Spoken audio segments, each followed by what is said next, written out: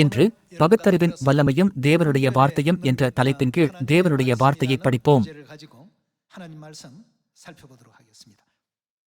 தேவனுடைய ஜனங்களை நன்றாக வழிநடத்த ஞானத்தை கேட்டு சாலமோன் ராஜா ஜெபம் செய்தார். எனவே தேவன் அவருக்கு அபரிவிதமான ஞானத்தை கொடுத்தார்.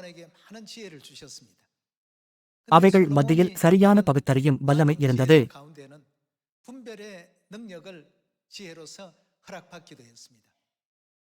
ஒரு நாள் 2 பெண்கள் சாலமோன் ராஜாவுக்கு முன்பாக வந்தார்கள்.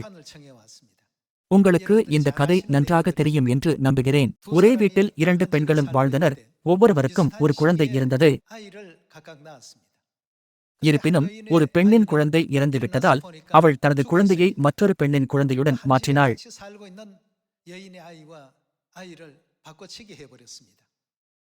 மற்றவள் காலையில் எழுந்து பார்த்தபோது குழந்தை இறந்திருப்பதைக் கண்டாள். இருப்பினும் அவள் குழந்தையை உற்று பார்த்தபோது அது மற்ற பெண்ணின் குழந்தை என்பதை அவள் உணர்ந்தாள். பின்பு அவர்கள் சாலமோன் ராஜாவிடம் சென்றார்கள்.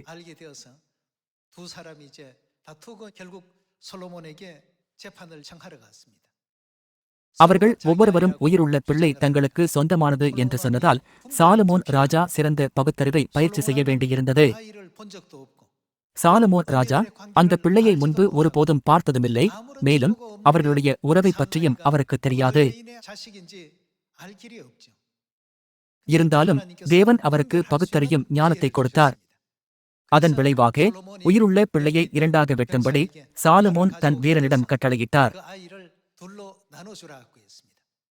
இதற்கு பிள்ளையை கொலை செய்ய வேண்டும் என்று அர்த்தம் அல்லவா? சாலமோன் ராஜா தன் கட்டளையை பிறப்பித்த போது ஒரு ஸ்திரீ ராஜாவின் முடிவு சரியானது என்றாள். மற்றொருவளோ குழந்தையை அவளிடம் கொடுங்கள், தயவு செய்து குழந்தையை கொல்ல வேண்டாம் என்றாள்.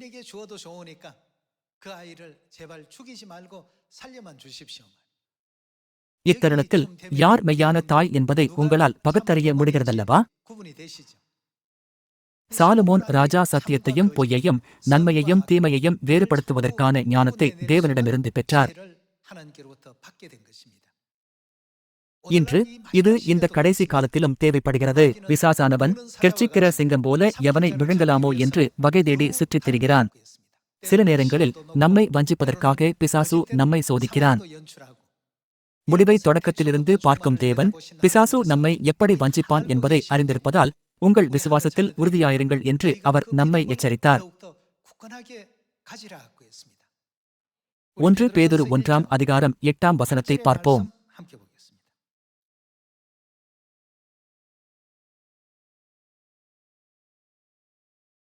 பேதுரு 1ஆம் அதிகாரம் 8ஆம் வசனம். அவரை நீங்கள் காணாமலிருந்தும் அவரிடத்தில் அன்பு கூறுகிறீர்கள். இப்பொழுது அவரை தரிசியாமலிருந்தும் அவரிடத்தில் விசுவாசம் வைத்து சொல்லி முடியாததும் மகிமையால் நிறைந்ததுமாயிருக்கிற சந்தோஷமுள்ளவர்களாய் களிகூர்ந்து உங்கள் விசுவாசத்தின் பலனாகிய என்ன ஆத்தும ரட்சிப்பை அடைகிறீர்கள். இந்த ஸ்திரீகளை முன்பு ஒருபோதும் சந்தித்ததில்லை என்றாலும் சாலமோன் ராஜாவால் எப்படி உண்மையையும் பொய்யையும் வேறுபடுத்த முடிந்தது?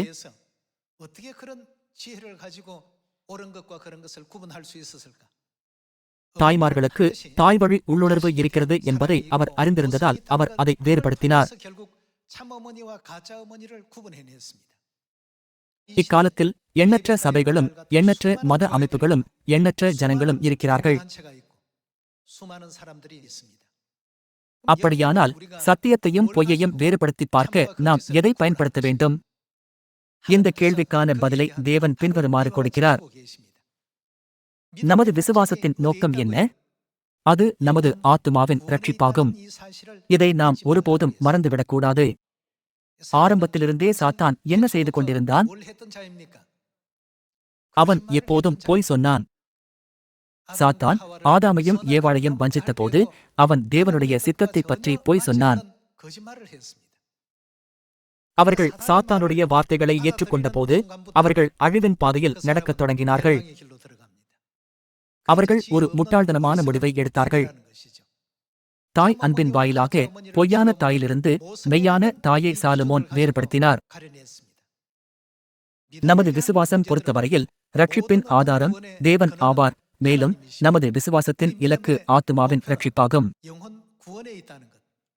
இதை சரியாக புரிந்து கொண்டவர்கள் சாத்தானால் வஞ்சிக்கப்பட மாட்டார்கள்.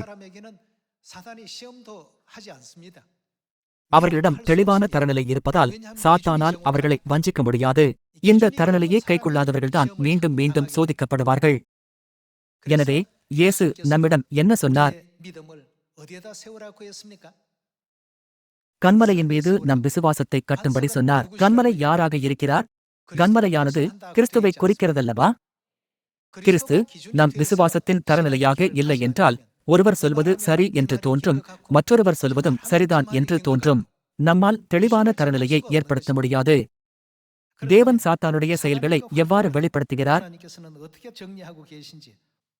1 பேதுரு 5:6 பார்ப்போம். ஆகையால் ஏற்ற காலத்திலே தேவன் உங்களை உயர்த்தும்படிக்கு அவருடைய பலத்த கைக்குள் அடங்கியிருங்கள். அவர் உங்களை விசாரிக்கிறவரானபடியால் உங்கள் கவலைகளையெல்லாம் அவர் மேல் வைத்துவிடுங்கள். தெளிந்த புத்தியுள்ளவர்களாயிருங்கள், விழித்திருங்கள். ஏனெனில் உங்கள் எதிராளியாகிய பிசாசானவன் கெர்ச்சிக்கிற சிங்கம் போல் அவன் யாரை தேடுகிறான், எவனை விழுங்கலாமோ என்று வகை தேடி சுற்றித் திரிகிறான். அவன் யாரை விழுங்கலாமோ என்று சுற்றித் திரிகிறான். இதுதான் நிஜமாகும். இது இப்போது ஆவிக்குரிய உலகில் நடந்து கொண்டிருக்கிறது. 9 விசுவாசத்தில் உறுதியாயிருந்து. நாம் எதில் உறுதியாக நிற்க வேண்டும்? விசுவாசத்தில் உறுதியாயிருந்து அவனுக்கு எதிர்த்து நில்லுங்கள். ஒருவர் வேதாகம போதனைகளை பின்பற்றுகிறார்களா என்பதை பார்ப்பதன் மூலம் நம்மால் அவரின் அடையாளத்தை எளிதாக வேறுபடுத்தி அறிய முடியும். அவர்கள் தங்கள் உதடுகளால் நான் தேவனிடத்தில் அன்பு கூறுகிறேன் என்று சொல்லி பஸ்கா, ஓய்வு நாளை போன்ற தேவனுடைய கட்டளைகளுக்கு கீழ்ப்படியாமல் போகிறார்கள் என்று வைத்துக் கொள்வோம். இது அவர்களுடைய விசுவாசம் பொய்யானது என்பதை தெளிவாக காண்பிக்கிறது. 2000 ஆண்டுகளுக்கு முன்பு இயேசு பரிசேயர்களுக்கும் வேதபாரகர்களுக்கும் ஒரு தெளிவான எச்சரிப்பை கொடுத்தார். உங்கள் உதடுகளினால் என்னை கனம் பண்ணுகிறீர்கள், உங்கள் இருதயமோ எனக்கு தூரமாயிருக்கிறது என்றார். உங்கள் மனதில் என்ன இருக்கிறது என்பதை ஒருவரால் எப்படி அறிந்து கொள்ள முடியும்? ஆனாலும் இயேசு அறிந்திருந்தார். அவர் எப்படி அறிந்திருந்தார்? மத்தேயு 15 அவர்கள் எப்படிப்பட்ட போதனைகளை பெற்றுக் கொண்டார்கள்? இயேசு அவர்களை நோக்கி, மனுஷருடைய கட்டளைகளை பின்பற்றுகிற நீங்கள் என்னிடத்தில் அன்பாயிருப்பதாக எப்படி சொல்லுகிறீர்கள்? என்னிடத்தில் அன்பாயிருந்தால் என் கற்பனைகளை கைக்கொள்ள வேண்டும் என்றார். நான் உம்மில் அன்பு கூறுகிறேன் போன்ற வெறுமையான வார்த்தைகளை சொல்லி ஜனங்கள் தேவனுடைய கட்டளைகளை நிராகரிக்கிறார்கள். இருந்தாலும் அவர்களுடைய வார்த்தைகள் உண்மையா பொய்யா என்று இயேசு வேறுபடுத்துகிறார். இது சாலமோன் எப்படி பொய்யான தாயிலிருந்து மெய்யான தாயை வேறுபடுத்தினார் என்பதை போன்றதாகும். இக்காலத்தில் நமக்கு சரியான பகுத்தறிவு தேவைப்படுகிறது. மீண்டும் 8 பார்ப்போம். தெளிந்த புத்தியுள்ளவர்களாயிருங்கள், விழித்திருங்கள். ஏனெனில் உங்கள் எதிராளியாகிய பிசாசானவன் கெர்ச்சிக்கிற சிங்கம் போல் எவனை விழுங்கலாமோ என்று வகை தேடி சுற்றித் திரிகிறான். விசுவாசத்தில் உறுதியாயிருந்து. நாம் எதில் உறுதியாக நிற்க வேண்டும்? விசுவாசத்தில் உறுதியாயிருந்து அவனுக்கு எதிர்த்து நில்லுங்கள். உலகத்தில் உள்ள உங்கள் சகோதரரிடத்திலே அப்படிப்பட்ட பாடுகள் நிறைவேறி வருகிறதென்று அறிந்திருக்கிறீர்களே. கிறிஸ்து இயேசுவுக்குள் நம்மை தமது நித்திய மகிமைக்கு அழைத்தவராயிருக்கிற சகல கிருபையும் பொருந்திய தேவன் தாமே கொஞ்ச காலம் பாடனுபவிக்கிற உங்களை சீர்படுத்தி, ஸ்திரப்படுத்தி, பலப்படுத்தி நிலைநிறுத்துவாராக. அவருக்கு மகிமையும் வல்லமையும் சதா காலங்களிலும் உண்டாயிருப்பதாக. ஆமென். சத்துருவாகிய பிசாசானவன் கெர்ச்சிக்கிற சிங்கம் போல சுற்றித் திரிகிறான். 40 நாட்கள் உபவாசத்திற்கு பிறகு இயேசு சாத்தானால் சோதிக்கப்படும் போது அவர் அதை எளிதாக ஜெயங்கொண்டார்.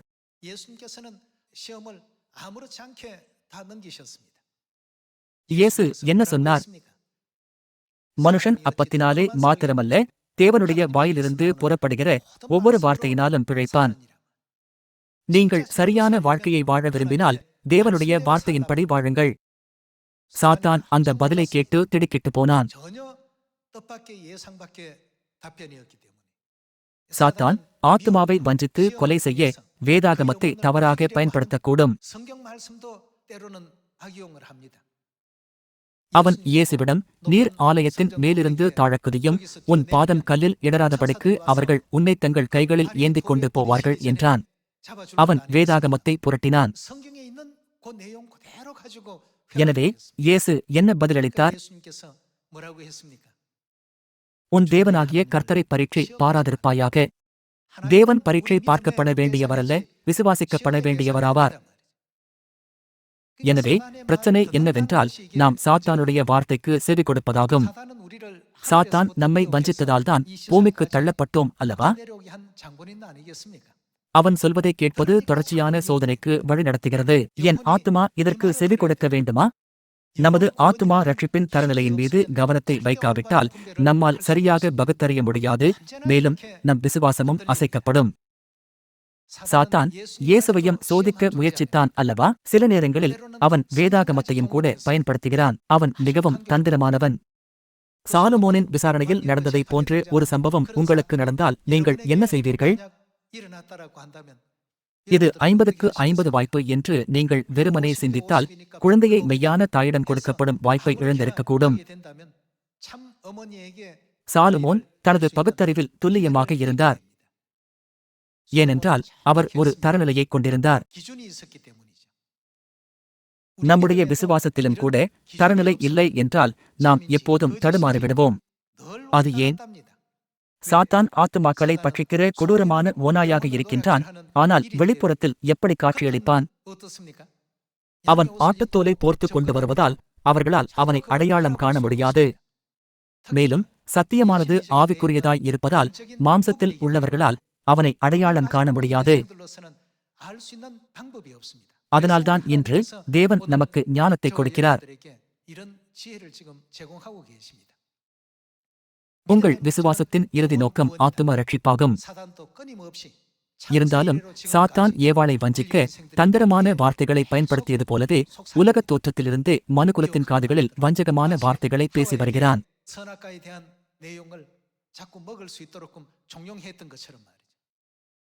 ஆவிக்குரிய உலகில் தேவனுடைய வார்த்தைகளும் சாத்தானுடைய வார்த்தைகளும் இருக்கின்றன. நீ அதை புசிக்கும் நாளிலே சாகவே சாவாய் என்று தேவன் சொன்னார். இருந்தாலும் நீங்கள் சாத்தானுடைய வார்த்தையை கேட்கும்போது அது உண்மையாகவே ஏதோ சிறப்பாக இருப்பதைப் போல் இருக்கும். எனவே நம் ஆத்துமாக்களின் ரட்சிப்பை நமக்கு வழங்கும் தேவனுடைய வார்த்தையின் மீது கவனம் செலுத்திட வேண்டும். ஓசியா 8ஆம் அதிகாரம் 11ஆம் வசனத்தை பார்ப்போம்.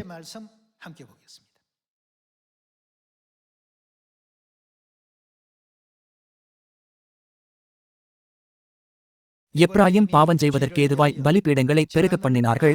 ஆதலால் பலிபீடங்களை அவர்கள் பாவம் செய்வதற்கு ஏதுவாகும். என் வேதத்தின் மகத்துவங்களை அவர்களுக்கு எழுதிக் கொடுத்தேன். அவைகளை அவர்கள் அதை எவ்வாறு எண்ணினார்கள்? அந்நியகாரியமாக எண்ணினார்கள். தேவன் முடிவை தொடக்கத்திலிருந்தே பார்ப்பதால் அவர் நமக்கு சரியான வழியை காண்பிப்பார் அல்லவா? அதனால்தான் தேவனில் விசுவாசம் வைக்கும்படி வேதாகமம் நம்மை அறிவூட்டுகிறது. அன்பர்களே, தேவனுடைய வார்த்தையை அந்நியகாரியமாக கருதுபவர்களுக்கு ரட்சிப்பு வழங்கப்படுமா? அவர்கள் ராஜாக்களாக அல்லது பிரபுக்களாக இருந்தாலும் சரி, நாம் அவர்களின் நிலையை பார்க்காமல் அவர்களுடைய கிரியைகளினால் அவர்களுடைய ஆத்துமாக்களின் ரட்சிப்பை அடைய முடியுமா என்று கேட்க வேண்டும். இந்த கேள்விக்கான சரியான பதிலை நாம் பகுத்தறிய வேண்டும். ஒரு நீதிபதியின் நிலையிலிருந்து சிந்தித்து பாருங்கள். அவர்களால் இரட்சிப்பை அடைய முடியும் என்று நீங்கள் நினைக்கிறீர்களா? ஒருபோதும் அடைய முடியாது. பஸ்கா சத்தியத்தின் வாயிலாக தேவனுடைய நியாய பிரமாணத்தை யார் கைக்கொள்கிறார்கள் என்பதை ஆராய்ந்து பார்ப்போம். லூக்கா 22ஆம் அதிகாரம்.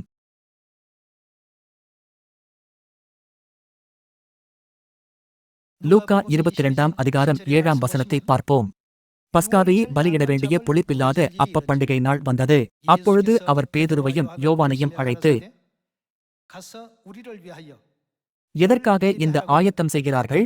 நாம் பஸ்காவையே புசிக்கும்படிக்கு நீங்கள் போய் அதை நமக்கு ஆயத்தம் பண்ணுங்கள் என்றார். 13ஆம் வசனத்தின்படி சீஷர்கள் வெளியே சென்று பஸ்காவையை ஆயத்தம் பண்ணினார்கள். 19ஆம் வசனத்திற்கு சென்று இயேசு எப்படி பஸ்காவையை ஆசரித்தார் என்பதை பார்ப்போம். லூக்கா 22ஆம் அதிகாரம் 19ஆம் வசனம். பின்பு அவர் அப்பத்தை எடுத்து ஸ்தோத்திரம் பண்ணி அதை பிட்டு அவர்களுக்கு கொடுத்து, இது உங்களுக்காக கொடுக்கப்படுகிற என்னுடைய சரீரமாயிருக்கிறது. பின்பு அவர் நமக்கு என்ன கட்டளையிட்டார்? என்னை நினைவு கூறும்படி இதை செய்யுங்கள். இது தேவனுடைய வார்த்தையாகும். அப்படியானால் அவருடைய வார்த்தைக்கு செவி கொடுப்பவர்கள் என்ன செய்ய வேண்டும்? என்னை நினைவு கூறும்படி இதை செய்யுங்கள் என்றார். போஜனம் பண்ணின் பின்பு அவர் அந்தப்படியே பாத்திரத்தையும் கொடுத்து, இந்த பாத்திரம் இது யாருக்காக? உங்களுக்காக சிந்தப்படுகிற என்னுடைய இரத்தத்தினாலாகிய புதிய உடன்படிக்கையாயிருக்கிறது என்றார். ஓசியா 8ஆம் அதிகாரத்தில் என் வேதத்தின் மகத்துவங்களை அவர்களுக்கு எழுதிக் கொடுத்தேன் என்று தேவன் சொன்னார். ஆனால் அவர்கள் என்ன செய்தார்கள்? அவர்கள் தேவனுடைய வார்த்தையை அந்நியகாரியமாக எண்ணினார்கள். இந்நாட்களில் ஜீவனின் சத்தியமான பஸ்காவையை அந்நியகாரியமாக கருதும் அநேக ஜனங்கள் இருக்கிறார்கள் அல்லவா? அப்படியானால் தயவு செய்து ஓசியா 8ஆம் அதிகாரம் மற்றும் லூக்கா 22ஆம் அதிகாரத்தின் வார்த்தைகளின் வாயிலாக இன்றே தீர்ப்பு செய்யுங்கள். எந்த பக்கம் ரட்சிப்பை பெற முடியும், எந்த பக்கம் ரட்சிப்பை பெற முடியாது? தேவனுடைய வார்த்தைகளுக்கு செவி கொடுப்பவர்கள் தேவன் பக்கம் இருப்பதால் அவர்கள் ரட்சிப்பை பெறுவார்கள். இருப்பினும் தேவனுடைய ஜனங்கள் புதிய உடன்படிக்கை பஸ்காவை ஆசரிப்பதை தடுக்க கிபி 325இல் நிக்கேயா ஆலோசனை சங்கத்தில் அவர்கள் தந்திரமாக பஸ்காவை அவதூறு செய்து அதை மாற்றினார்கள். இந்த சமயத்தில் என்ன நடந்தது என்பதை நாம் பகுத்தறிய வேண்டும். பஸ்காவை ஆசரிக்கும் சபை தேவனுடைய வார்த்தைக்கு கீழ்ப்படுகிறதா? அல்லது அதை கைக்கொள்ளாத சபை தேவனுடைய வார்த்தைக்கு கீழ்ப்படுகிறதா? அன்பர்களே, பதிலளிப்பது கடினமா? இவை மிகவும் சுலபமானது. அவர்கள் பஸ்காவை அந்நியகாரியமாக கருதுவதால் இயேசு என்ன சொல்வார்? நான் ஒரு காலம் உங்களை அறியவில்லை, அக்கிரம செய்கைக்காரரே, என்னை விட்டு அகன்று போங்கள் என்று சொல்லி அவர்களை அகற்றி விடுவார் அல்லவா? நமது கிரியைகளின் பலனானது கடைசி நியாயத்தீர்ப்பு நாளில் தீர்மானிக்கப்படும். என்னவாக இருந்தாலும் சரி, நாம் தேவனுடைய சத்தத்திற்கு செவி கொடுக்க வேண்டும். இருந்தபோதிலும் அவர்கள் பஸ்கா என்பது மோசேயின் நியாயப்பிரமாணம். புதிய ஏற்பாட்டு காலத்தில் ஏன் நீங்கள் பழைய ஏற்பாட்டின் நியாயப்பிரமாணத்தை கைக்கொள்கிறீர்கள் என்ற தந்திரமான வார்த்தையால் அவதூறு செய்கிறார்கள். தேவனுடைய சித்தம் என்ன என்பதை நாம் தெளிவாக பகுத்தறிய வேண்டுமல்லவா? ஆமோஸ் 2ஆம் அதிகாரம் 4ஆம் வசனத்தை பார்ப்போம்.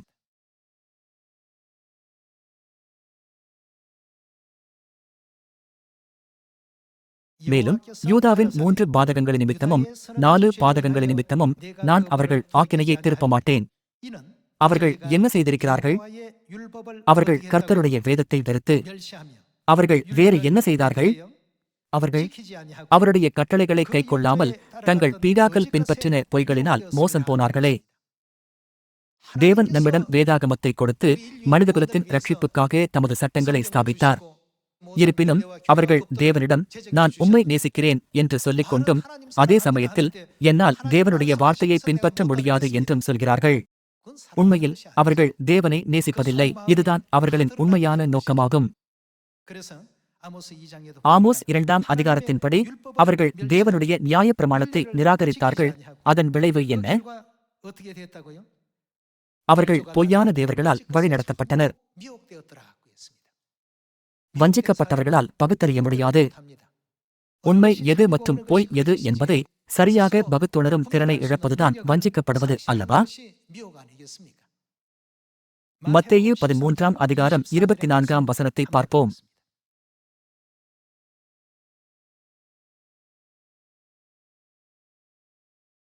வேறொரு உவமையை அவர்களுக்கு சொன்னார். பரலோகராஜ்யம் தன் நிலத்தில் நல்ல விதையை விதைத்த மனுஷனுக்கு ஒப்பாயிருக்கிறது.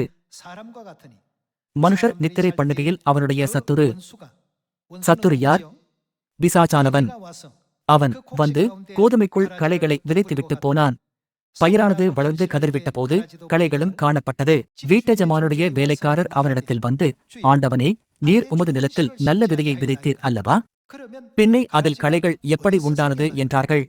அதன் எஜமான் என்ன சொன்னார்? அதற்கு அவன், சத்துரு அதை செய்தான் என்றான். எஜமான் உடனடியாக அறிந்திருந்தார்.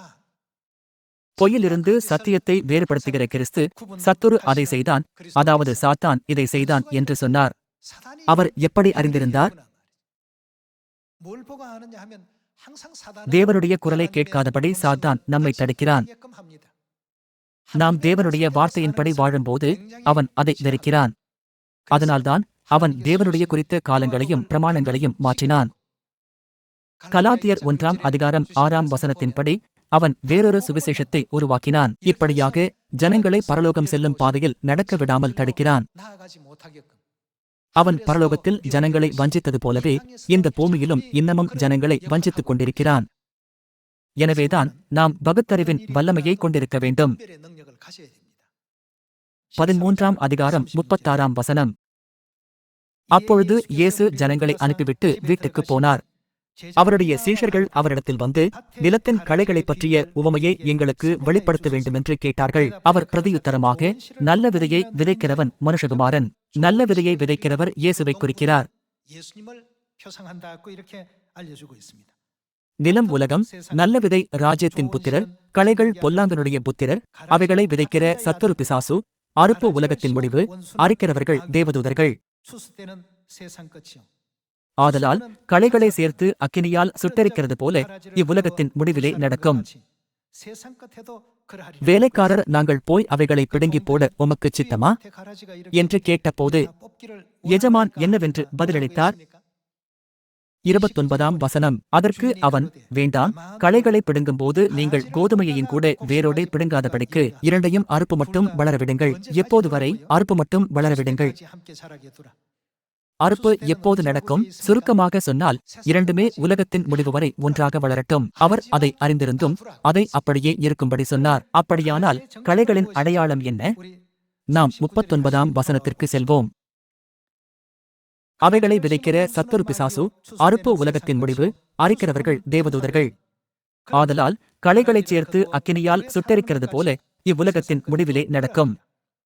மனுஷகுமாரன் தம்முடைய தூதர்களை அனுப்புவார். அவர்கள் அவருடைய ராஜ்யத்தில் இருக்கிற சகல இடர்களையும் அக்கிரமஞ்சுகிறவர்களையும், அதாவது கட்டளைகளை மீறுகிறவர்களை சேர்த்து அவர்களை அக்கினி சூளையிலே போடுவார்கள். முன்பு இயேசு களைகளை பிடுங்கி அவைகளை சுட்டெரிக்கிறதற்கு கட்டுகளாக கட்டுங்கள் என்று சொன்னார். ஆனால் 41ஆம் வசனத்தில் கட்டளை மீறுகிறவர்களை சேர்த்து அக்கினி சூளையிலே போடுங்கள் என்றார். இறுதியாக களைகள் எதை குறிக்கின்றன? அவைகள் கட்டளைகளை மீறுகிறவர்களை குறிக்கின்றது. அதாவது தேவனுடைய கட்டளைகளுக்கு கீழ்ப்படியாதவர்களை குறிக்கிறது. 2000 வருடங்களுக்கு முன்பு இயேசு இந்த பூமிக்கு வந்தபோது அத்தகைய செயல் ஒருபோதும் ரட்சிப்புக்கு வழிநடத்தாது என்று அவர் நமக்கு கற்பித்தார். அப்படியானால் வேதாகமத்தைக் கொண்டு நாம் என்ன செய்ய வேண்டும்? நாம் தேவனுடைய வார்த்தைகளுக்கு கீழ்ப்படிய வேண்டும். ஓய்வு நாளை பரிசுத்தமாய் ஆசரிக்க நினைப்பாயாக என்று தேவன் சொல்லும்போது நாம் தேவனுடைய வார்த்தைகளை பின்பற்ற வேண்டும். அந்த வஞ்சிக்கிறவன் சனிக்கிழமையில் அல்லது ஞாயிற்றுக்கிழமையில் நாம் ஆராதனை செய்தால் என்ன வித்தியாசம்? தேவனை சேவிப்பதே முக்கியம். இருப்பினும் இது தேவனை சேவிப்பதற்கான வழி அல்ல என்று தேவன் நமக்கு கற்பித்தார். வஞ்சிக்கப்படுகிறவர்கள் தேவனுடைய சித்தத்தை பற்றி தவறாக புரிந்து கொள்வார்கள். ஓய்வு நாளை ஆசரிப்பவர்களே என் ஜனமாயிருப்பார்கள்.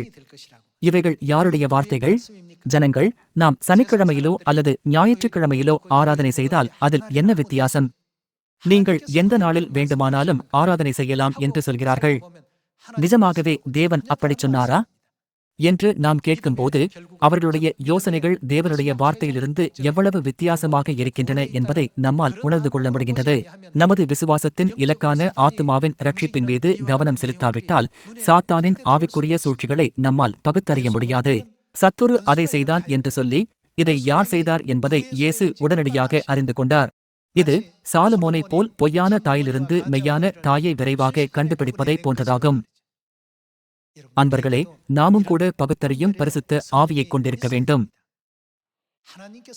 நாம் தேவனுடைய சத்தத்திற்கு செவி கொடுக்க வேண்டும். நாம் ஆதியாகமம் 3ஆம் அதிகாரத்திற்கு செல்வோம்.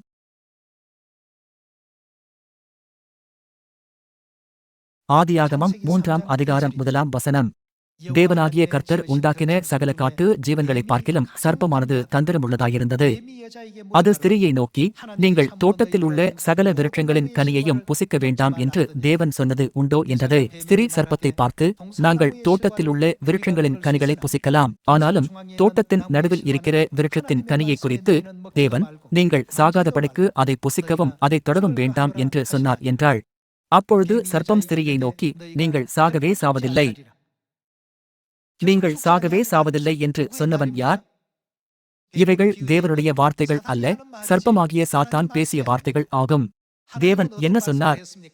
அதை நீ புசிக்கும் நாளில் சாகவே சாவாய் என்று கட்டளையிட்டார்.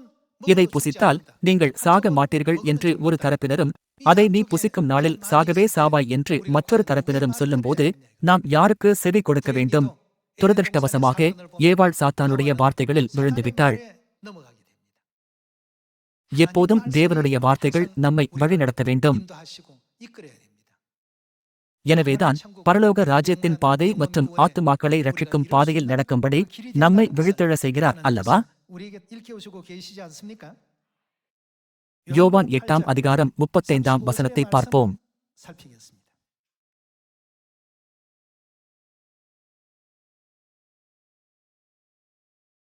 அடிமையானவன் என்றைக்கும் வீட்டிலே நிலைத்திரான், குமாரன் என்றைக்கும் நிலைத்திருக்கிறார். ஆகையால் குமாரன் உங்களை விடுதலையாக்கினால் மெய்யாகவே விடுதலையாவீர்கள். நீங்கள் ஆபிரகாமின் சந்ததியாரென்று அறிவேன், ஆனாலும் உங்களுக்குள்ளே என் உபதேசம் இடம்பெறாதபடியால் என்னை கொலை செய்ய தேடுகிறீர்கள். நான் எதை சொல்கிறார்? பீடாவினிடத்தில் கண்டதை சொல்லுகிறேன், நீங்களும் உங்கள் பீடாவினிடத்தில், அதாவது சாத்தானிடத்தில் கண்டதை செய்கிறீர்கள் என்றார். என் பீடாவிடம் கேட்டவைகளை செய்கிறேன், உங்கள் பீடாவிடத்தில் கேட்டவைகளை நீங்கள் செய்கிறீர்கள் என்று இயேசு சொன்னார். அப்படியானால் நாம் என்ன செய்கிறோம் என்பதைப் பொறுத்தே நாம் யாருடைய சந்ததியாக இருக்கிறோம் என்பதை சுலபமாக அறிந்து கொள்ள முடியும். நாம் ஓய்வு நாளையும் பஸ்காவையும் ஆசரிக்கிறோம் என்று சொன்னால் நம் தந்தை யாராக இருக்கிறார்? மற்றவர்கள் நாங்கள் ஞாயிறு ஆராதனையையும் கிறிஸ்துமஸையும் ஆசரிக்கிறோம் என்கிறார்கள். இருந்தாலும் தேவன் நமக்கு ஒருபோதும் அந்த சட்டங்களை கொடுக்கவில்லை. இயேசு தாம் ஓய்வு நாளுக்கு ஆண்டவராய் இருக்கிறார் என்று சொல்லி லூக்கா 4 ஓய்வு நாளை ஆசரிக்கும் உதாரணத்தையும் நமக்கு காண்பித்தார். அப்போஸ்தலர்களும் கூட ஓய்வு நாளை ஆசரித்தார்கள். இது அப்போஸ்தலர் புத்தகத்தில் பதிவு செய்யப்பட்டுள்ளது அல்லவா? மேலும் மத்தேயு 24 நீங்கள் ஓடிப்போவது மாரிகாலத்திலாவது ஓய்வு நாளிலாவது சம்பவியாதபடிக்கு வேண்டிக் கொள்ளுங்கள் என்று இயேசு சொன்னார். அவர் ஏன் அப்படி சொன்னார்? குளிர்காலத்தில் குளிர் மிகவும் கடுமையாக இருக்கும், எனவே நாம் ஓய்வு நாளில் ஆராதனை செய்ய வேண்டும். இருந்தாலும் நாம் ஓடிப்போகும் அத்தருணத்தில் நம்மால் ஓய்வு நாளை சரியாக கைக்கொள்ள முடியுமா? கடைசி நாட்களிலும் ஓய்வு நாளை ஆசரிப்பதின் முக்கியத்துவத்தை மத்தேயு 24:20 இயேசு வலியுறுத்தினார். தேவன் இந்த நியாயப்பிரமாணங்களை நமக்காக எழுதியிருந்தாலும் இன்றைய சபைகளானது தேவனுடைய சத்தத்திற்கு செவி கொடுக்காமல் இருப்பது துரதிருஷ்டவசமானது அல்லவா? ஓய்வு நாள் என்பது எனக்கும் உங்களுக்கும் அடையாளமாயிருக்கும். நீங்கள் மெய்யாகவே என் ஜனங்களும் என் பிள்ளைகளுமாயிருக்கிறீர்கள். இந்த வாக்குத்தத்தங்களை கொண்டு புதிய உடன்படிக்கை பஸ்கா ஸ்தாபிக்கப்பட்டது அல்லவா?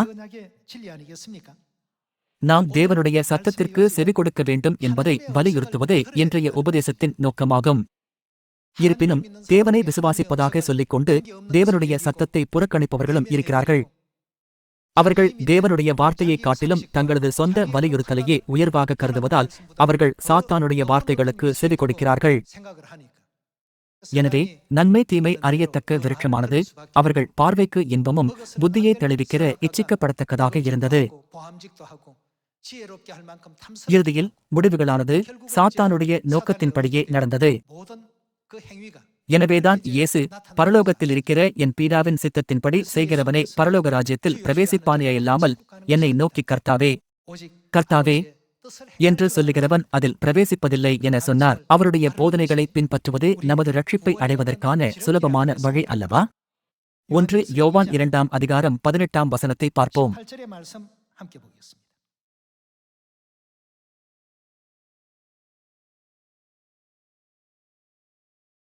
பிள்ளைகளே, இது கடைசி காலமாயிருக்கிறது. அந்திக்கிறிஸ்து வருகிறான் என்று நீங்கள் கேள்விப்பட்டபடி இப்பொழுதும் அநேக அந்திக்கிறிஸ்துகள் இருக்கிறார்கள். அதனாலே இது கடைசி காலம் என்று அறிகிறோம். அவர்கள் என்ன செய்தார்கள்? நம்மை விட்டு பிரிந்து போனார்கள். அவர்கள் ரட்சிப்பை பெறுவதற்காக சபைக்கு வந்தார்கள். ஆனால் இறுதியில் அவர்கள் வெவ்வேறு நோக்கங்களை கொண்டிருந்ததால் தேவனுடைய சத்தத்திற்கு செவி கொடுக்க நிறுத்திவிட்டார்கள். அவர்கள் நம்மை விட்டு பிரிந்து போனார்கள். ஆகிலும் அவர்கள் நம்முடையவர்களாயிருக்கவில்லை. நம்முடையவர்களாயிருந்தார்களானால் நம்முடனே நிலைத்திருப்பார்களே.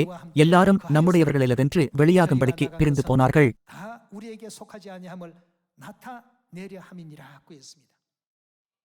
ஆரம்பகால சபையிலும் கூட சத்தியத்தை பெற்றுக்கொண்டு இறுதியாக சபையை விட்டு விலகிய ஜனங்கள் இருந்தார்கள் என வேதாகமம் சொல்கிறது. அவர்கள் நான் தேவனுடைய சத்தத்திற்கு செவி கொடுக்க மாட்டேன் என்று சொன்னவர்கள். இருந்தாலும் தேவன் தம்முடைய ஆடுகளைப் பற்றி என்ன சொல்கிறார்? அவர்கள் அவருடைய சத்தத்திற்கு செவி கொடுப்பார்கள். யோவான் 10ஆம் அதிகாரம் 25ஆம் வசனத்தை பார்ப்போம்.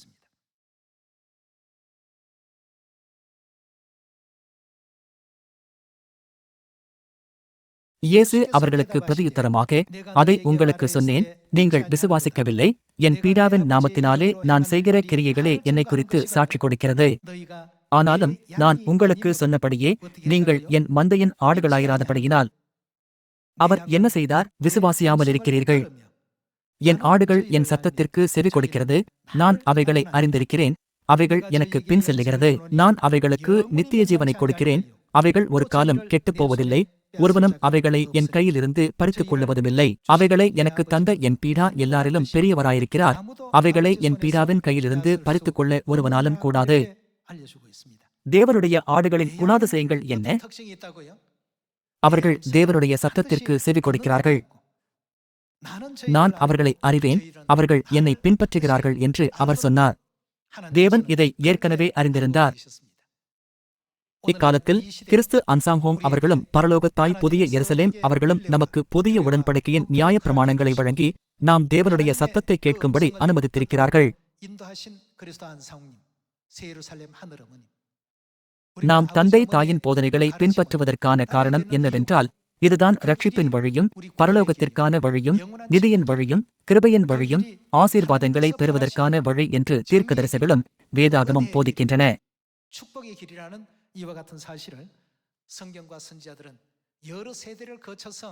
இக்காலத்தில் நமக்கு சரியான பகுத்துணரும் வல்லமை தேவைப்படுகிறது.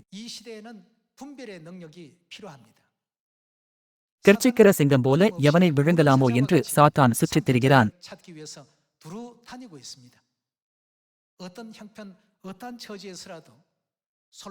எப்படிப்பட்ட சூழ்நிலையானாலும் நாம் சாலமோனை போன்ற விசுவாச ஞானத்தை தேடிட வேண்டும். என்ன நடந்தாலும் சரி, நாம் இறுதி வரைக்கும் தந்தை தாயின் பாதையை பின்பற்றிட வேண்டும். அன்பர்களே, நாம் நடந்து கொண்டிருக்கிற பாதைதான் சரியான பாதையாகும். சில நேரங்களில் சரியான பாதையானது துன்புறுத்தல், தடைகள் மற்றும் சோதனைகளை உள்ளடக்கியுள்ளது. சாத்தானிடமிருந்து அநேக சோதனைகள் இருந்தாலும் இறுதி வரை உங்கள் விசுவாசத்தில் உறுதியாயிருந்து தேவனுடைய சத்தத்திற்கு மட்டுமே செவி கொடுங்கள். தேவனுடைய குரலை அப்படியே பின்பற்றும் வரை நாம் நிச்சயமாக பரலோகத்தில் பிரவேசிப்போம். தேவனுடைய போதனைகளுக்கு இன்னும் அதிக விசுவாசமுள்ளவர்களாகவும் பரலோக ராஜ்யத்தைப் பற்றி இதுவரை அறியாதவர்களுக்கு சரியாக அறிவித்து அவர்களுக்கும் நம்பிக்கையை வழங்குவோம் என்ற நம்பிக்கையோடு இன்றைய உபதேசத்தை நிறைவு செய்கிறேன்.